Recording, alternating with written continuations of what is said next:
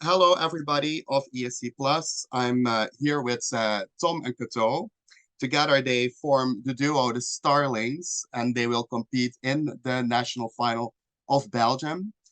We will see their song presentation upcoming Friday, and of course, we will see them back in the Grand National Final of Belgium, Eurosong 2023, this Saturday. So excited to see you guys. Thank you for taking the time to talk to me.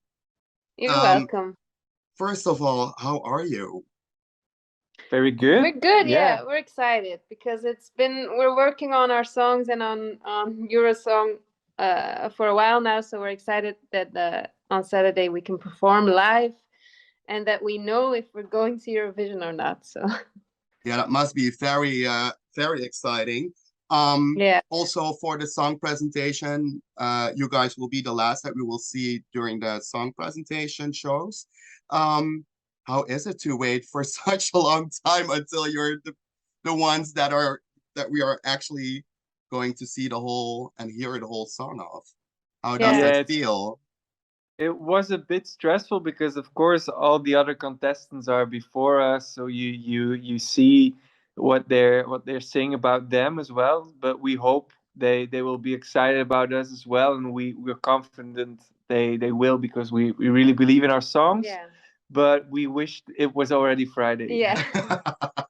And when you saw like what the rest of the competitors were singing, weren't you like, maybe we should change some things? Or No, we shouldn't change ourselves. I think we're very confident about what we wrote. It's really us. We shouldn't do things another artist is doing. I think that wouldn't feel right. I think. Yeah, but we're surprised by the other contestants because we were hoping that they were all good songs, and they are. So we're happy about that. Yeah, you're in good hands when it comes down to the other entrants. Yeah, that's true. Yeah. As we look at the Saturday, the Grand National Final, what do you guys expect from that? Like bigger stage, I presume, more lighting. I don't know. Like, what do you guys expect from upcoming Saturday? Well, what people who are watching Eurosong 2023 this week, it's completely different than the finals, because in the finals we will be doing the song with the right lighting, with the choreo, or whatever you want. So it's how you want it to do on Eurovision.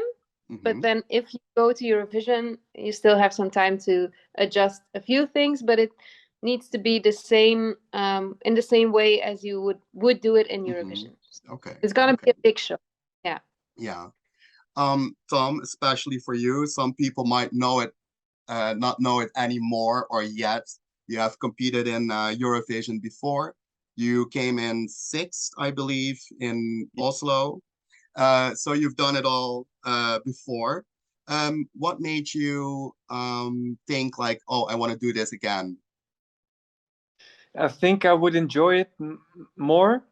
I mean, I really enjoyed it then. You can see it in my performance back then, but I think now I know more what comes after Eurovision. Like, people really discover your music. I think it's a great opportunity for us as Starlings to bring our music to a European or even further a crowd. And I guess Kato got excited from my so I guess now it felt the right time to try it again. Yeah, and like last time, I remember that you were chosen internally, so you didn't have to go through a national final. How does that feel to be in a national final this time around? It's different. It's in a way it's more stressful because, of course, if you're selected right away, you have also more time to prepare until the real Eurovision. So that's the biggest change, I think. But apart from that, I think it wasn't a big issue when we wrote our songs, we believed in them, and otherwise it would have been maybe a what if forever. Mm-hmm. Okay, true. Good to hear. Well, sometimes people say that the Eurovision Song Contest can be like a bit of a circus, like a hurricane that is just like going over them. Um, what do you feel like the both of you? What do you think? What do you think about when you think about Eurovision? Because we're already doing this interview, you know, it's like internationally, we're going to put it online, might be even bigger than in 2010 because like social media was upgraded in the meantime. What do you expect from like the whole ordeal? But I think it's gonna be a circus, but I think it's gonna be one with a lot of love. I'm hoping so, but I think so. And I think the plus about us is that we always have each other. So Mhm. if you're alone there, I think that would be harder than with the two of us. And I think it also helps that we're already been doing music for 10 years, both of us. So if I was 10 years younger, maybe it would be too much. But for now, I'm just enjoying it, and I think we'll love it there. You made the best bridge ever to my next question because like a lot of people watching this video might not know that you're a married couple. So on stage, the chemistry must be like through the roof, I guess. Um, do you think, well, when you look at your performance, like of the two songs, we don't know yet which of the ones, which of the two you're going to choose. Um, do you think like it's something that translates to people at home that you guys are married, that you're actually a couple, that you love each other? Do you think that Yeah. would translate? Yeah, I do think so, because when we look at each other, it's like we can't look in any kind of camera like we look in each other's eyes. I really think people will feel that. Um, it's uh, it's also it's great to be on stage with someone you love that much, because that's a chemistry no one else of the contestants can have. They do completely Mm. different Mhm. uh, kind of acts and music, and it's really something we're yeah we're happy of. We Yeah. Yeah, to like get a little bit of each other's energy. So others will not have that because they're alone on stage. So I think that is a good thing. Yeah. And people always like that. Audiences like that when they see two people on stage, you know, especially when it's like a real couple in real life. So I think you're doing well. Like Mhm. I myself, I'm from the Netherlands, and in the Netherlands, some fan sites say, "Oh, it's the Belgian Wayland and Ilse de Lange," which is a good thing, which is not That's a a good. negative at all. They came in second in during the contest, so that is great. Yeah. What do you think about that comparison? Well, we we love love them. them. Yeah. Yeah, we love them both. Good. Yeah, Yeah. Waylon is an amazing singer, and Ilse, we met Ilse. Yeah. She's really a very yeah a She's very really nice, and she's yeah a great singer. So we love it that they say that. But I think are a bit different though. But I love it. Yeah. Okay, great to hear. Especially because I'm from the Netherlands. So if you would have said anything negative, no, crazy. Well, we talked about Tom being in the Eurovision Song Contest before, but you, Kato, you became famous for Belgian Idol. Well, it's called Idol in Belgium, but let's call it Belgian Idol. And it was Yeah. in 2011, if I Yeah. remember correctly. And you became known as the girl with the ukulele. Yeah. Yeah. That's true. Um, and I saw snippets, videos of the songs you're going to perform on Friday, Yeah. but I don't see the instrument. No. Do you miss True. it? Or No. is it gone? It's it's well, I gone for a still have while. it. I have it, but I don't use it because everyone is is always comparing me with asking me where it is. So it's in the studio. I don't use it anymore. But she plays the piano Yeah, plays but the piano better than you could play yeah, in the when Okay. we last years. perform, I play piano, so it makes more sense for me to play piano than to play ukulele. Okay, great, great.